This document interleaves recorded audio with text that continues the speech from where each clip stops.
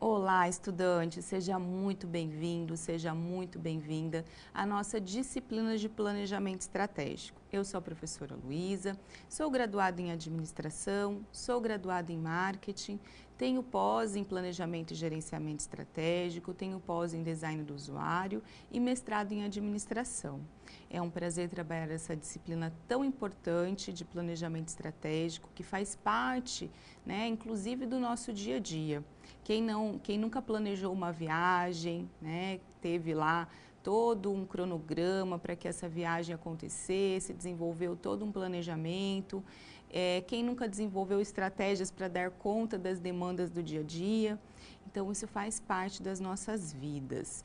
E na aula de hoje, o tema que nós vamos trabalhar é as origens da estratégia, a origem e a evolução do pensamento estratégico.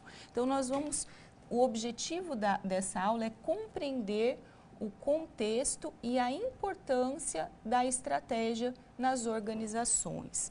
E aí a gente vai pensar nesse cenário aqui. O cenário que a gente tem é de globalização e competição entre empresas. Esse cenário ele é moldado por uma série de forças que transformaram como as organizações operam, competem, interagem em escala global. E isso se caracterizou por uma interconexão profunda entre mercados, avanços tecnológicos rápidos e uma crescente conscientização dos consumidores. Então, esses consumidores também, com todas essas mudanças, estão cada vez mais exigentes. Esses consumidores cada vez têm mais informações a respeito dos produtos, a respeito dos serviços e cobram cada vez mais as empresas.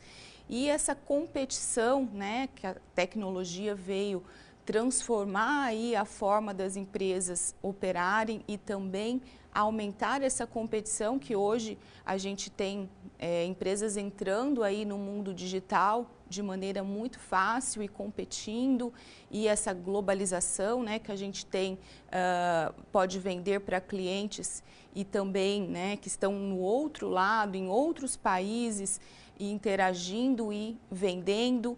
Então, a gente tem uma mudança nessa forma de planejar, nessa forma de pensar também as estratégias organizacionais dentro de todo esse contexto. E ainda dentro desse cenário, vamos ver lá, a gente tem uma abordagem, isso tudo que a gente falou vai exigir uma abordagem estratégica dinâmica e interativa por parte das empresas. Então, como essas mudanças acontecem muito rapidamente, a gente tem um cenário em que as mudanças elas estão acontecendo constantemente, as empresas também precisam se adaptar rapidamente.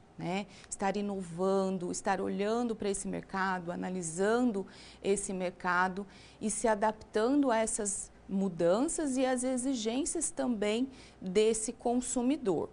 Um outro ponto que nós vamos ver é que a origem dessa estratégia, como essa estratégia começou.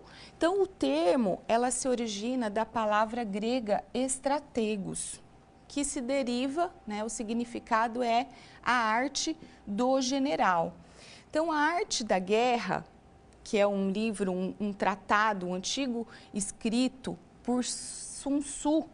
O Sun Tzu ele era um estrategista militar chinês, por volta do século IV a.C. ainda, e ficou muito conhecido esse tratado, A Arte da Guerra, justamente porque Sun Tzu ele desenvolveu então várias estratégias, ele desenvolveu nesse tratado aí várias questões que foram depois transferidas para o âmbito organizacional. Então, ele é muito conhecido, depois foi desenvolvido um livro da arte da guerra, que é muito utilizado no pensamento estratégico. E o que significa, então, vamos ver lá no quadro, o que significa essa estratégia, então, essa origem dessa estratégia de acordo com Sun Tzu. Sun Tzu, ele fala que se você conhece o inimigo e conhece a si mesmo, não precisa temer o resultado de 100 batalhas. Se você se conhece, mas não conhece o inimigo, para cada vitória ganha, você também vai sofrer uma derrota. E se você não conhece nem o inimigo, nem a si mesmo, você perderá todas as batalhas. Então, isso quer dizer que se você tem o conhecimento apenas, né, da sua realidade, né, se você se conhece, mas não conhece a realidade da outra organização, para cada vitória você vai sofrer uma derrota.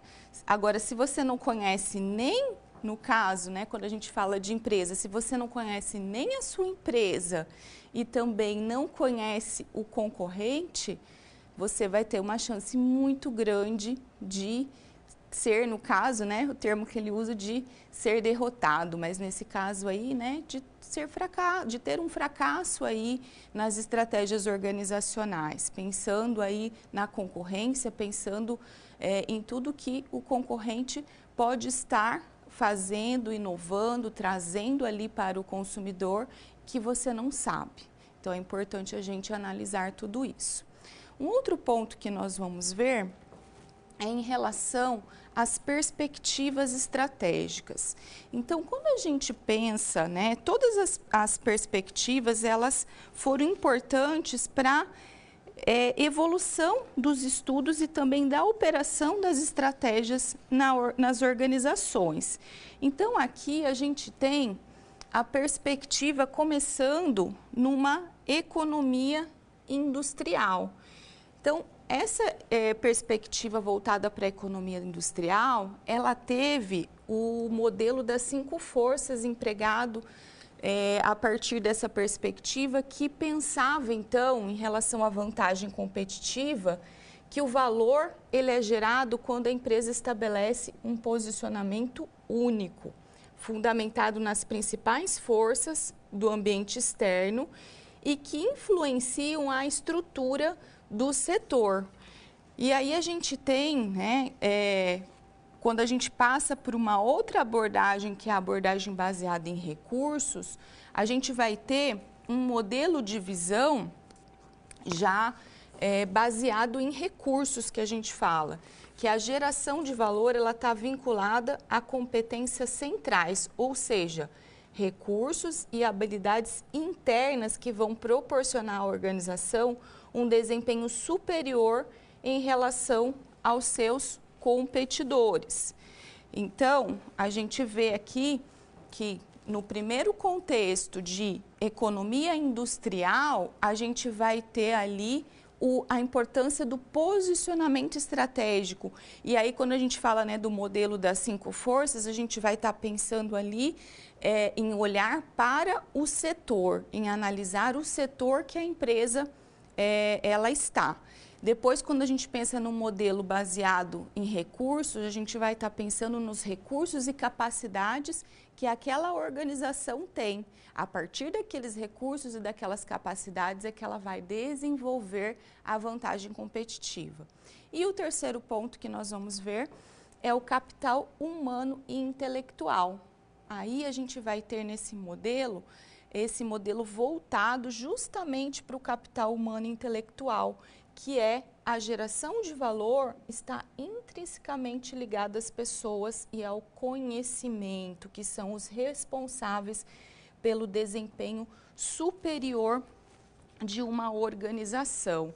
Então, quando a gente tem essa evolução, todas essas perspectivas estratégicas, elas foram muito importantes para o aprendizado organizacional, para o desenvolvimento ali de estratégias e de planejamento, mas quando a gente chega ali nessa perspectiva do capital intelectual, é muito importante, que é justamente a ideia que a gente ainda traz até hoje, né, de que o principal bem de uma organização não está na sua estrutura, não está na sua tecnologia, né? Não está nos seus recursos financeiros. É claro que tudo isso é importante e essencial para que a organização ela tenha um bom resultado, ela tenha um bom desempenho.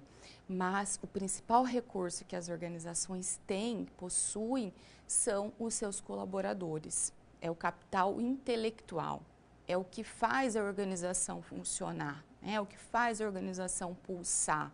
É a partir daí que surgem as ideias, é a partir daí que são desenvolvidos os planejamentos, que são operacionalizados esses planejamentos. Então, é a partir das pessoas. E aí nós vamos falar da estratégia em si, da estratégia nas organizações. Vamos ver? Então, quando a gente pensa na estratégia empresarial, a estratégia ela é um curso de ação adotado por empresas para alcançar uma posição futura vantajosa.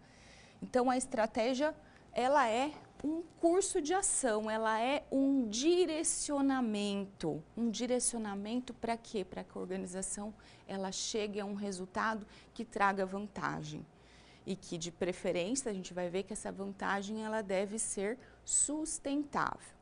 Outro ponto envolve uma combinação de arte e ciência, incorporando reflexão e ação.